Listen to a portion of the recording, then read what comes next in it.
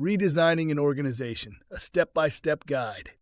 In today's fast-changing business world, organizations must evolve to stay competitive. Organizational is a strategic process that aligns a company's structure, people, and processes with its business goals. Whether responding to growth, market shifts, or operational inefficiencies, a well-planned redesign can enhance agility, productivity, and innovation. Why redesign an organization? Organizations consider redesign when they experience rapid growth or expansion, mergers, acquisitions, or restructuring, inefficiencies in workflow and decision-making, technological advancements requiring new skill sets, shifts in market demand or competitive landscape. A successful redesign creates a more efficient, adaptable, and high-performing organization by eliminating bottlenecks, fostering collaboration, and improving accountability. Step-by-step guide to organizational redesign. Step 1. Define objectives and strategy. Identify key challenges that the redesign will address. Align redesign efforts with long-term business goals. Example, a company shifting to a digital-first strategy may need a more agile structure. Step 2. Analyze current structure and performance.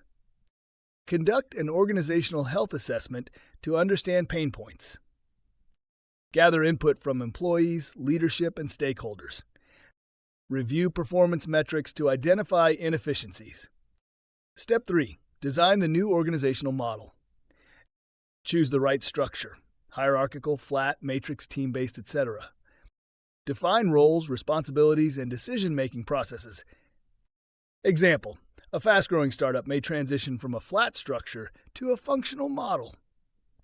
Step 4. Align culture and leadership. Ensure that leadership supports and drives the redesign.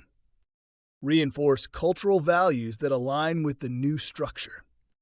Example, a company moving towards a remote-first approach must adapt leadership and collaboration styles. Step 5. Implement change in phases. Develop a transition plan to minimize disruption. Roll out changes gradually, starting with pilot teams if possible. Example, a company restructuring its sales organization may first test new workflows before a full rollout. Step 6. Communicate and manage change. Clearly communicate the reasons for the redesign to employees. Provide training and support to help teams adapt. Example, Google's reorganization of product teams was successful due to clear leadership communication. Step 7. Monitor and adjust. Collect feedback from employees and stakeholders. Track key performance indicators, KPIs, to measure success. Make necessary adjustments to optimize the new structure.